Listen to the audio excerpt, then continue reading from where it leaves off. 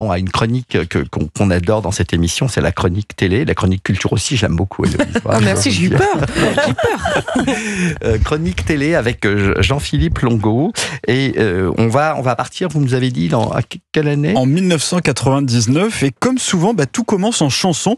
Et pour fêter 50 ans de tube, TF1 lance un grand vote populaire avec Jean-Pierre Foucault et Éric Jean-Jean.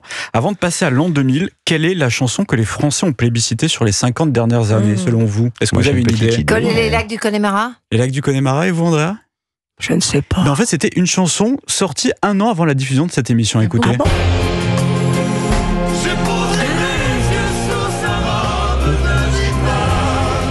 Belle, de la comédie musicale Notre-Dame de Paris, interprétée par le trio Garou, Daniel Lavoie et Patrick Fiori, qui est le grand vainqueur de ce sondage. Déjà élu chanson de l'année aux Victoires de la musique, ce titre est le 3e single le plus vendu de tous les temps en France, avec 2 500 000 exemplaires.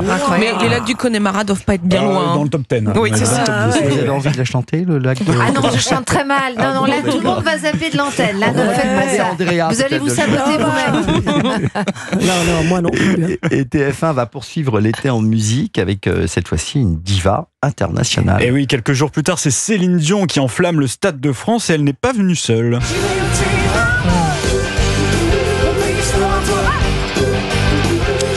Jean-Jacques Goldman, bien sûr, qui l'accompagne sur J'irai où tu iras. Les concerts se jouent à guichet fermé. Cet événement au cœur du stade rassemble plus de 6,5 millions de fans devant TF1.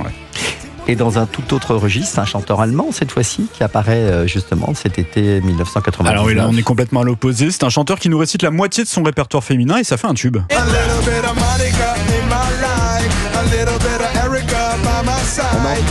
C'est du Mambo Number 5, Lou Bega, Monica, Erika, Tina, Rita. Personne ne sait qui sont ces femmes, mais tout le monde danse avec elles cet été-là. J'avais jamais remarqué qu'ils faisaient des noms de femmes dans ces chansons. C'est des noms de femmes. Mais c'est un autre prénom féminin qui se retrouve au cœur de l'été sur TF1, Alexandra. Non pas une, mais deux. Alexandra Kazan et Alexandra Vandernoot sont les héroïnes de Tramontane, la grande saga de l'été qui nous entraîne en pays Qatar et qui attire jusqu'à 9 300 000 téléspectateurs. Oui, on fait plus de scores comme ça aujourd'hui. On avait fait 51 ou 52% ça de part de marché. Ça n'existe plus aujourd'hui. Non, bien sûr, ça n'existe plus. Et moi, j'avais reçu de TF1 des bouquets de fleurs.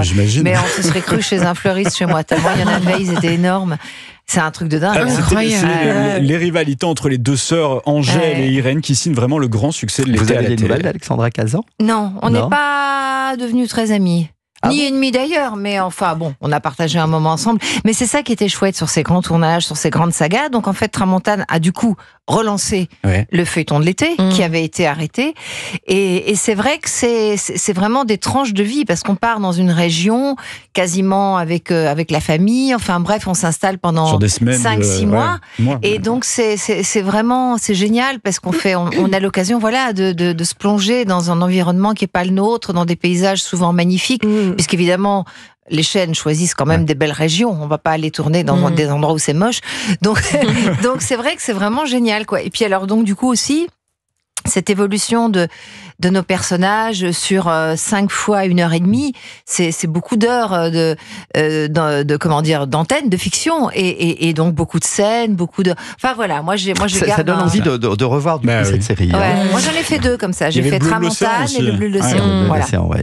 Et pendant ce temps-là, alors justement dans cette année-là, les enfants se découvrent de nouveaux héros, Jean-Philippe. Là aussi c'est complètement autre chose. À la fin de l'été, c'est une bombe jaune qui éclate dans notre téléviseur.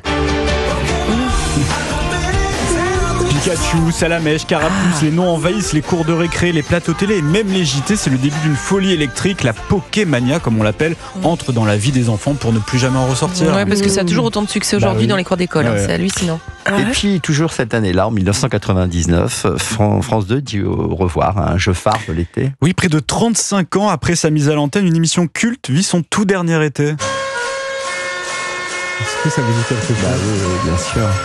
Jeux sans frontières, créé par Guy Lux. Et pour cette ultime édition, pas de Guy Lux ni de Simone Garnier, mais un duo tout aussi inattendu, Nelson Montfort et Fabienne Egal. Les audiences en chute libre ont eu raison du jeu qui prend fin le 16 août. Et c'est un concept inédit qui apparaît aussi sur France 2 le même été, le Grand Tralala. Alors, ça, de ce jeu. Il n'y a eu que 4 émissions. L'animateur de l'émission débarque sur son plateau sans en connaître le contenu ni les invités. C'est audacieux et c'est risqué. C'est pas mal. Patrick Sébastien, Thierry Ardisson, Laurent Ruquier, Jean-Luc Reichmann et Christine Bravo se prêtent à l'exercice avec succès, mais l'émission ne reviendra pas en saison 2, peut-être pas assez de candidats courageux pour cet exercice, je ne sais pas. Et la vraie révolution télévisuelle de cet été-là, elle vient peut-être du ciel. Et oui, le Jean-Philippe. 11 août 1999, l'Europe s'arrête pour observer une éclipse solaire totale.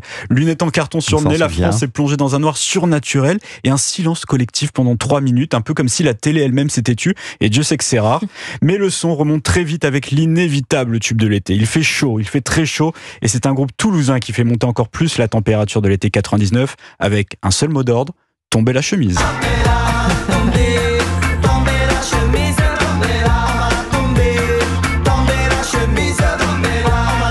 Merci Jean-Philippe. Allez, on se retrouve dans quelques secondes.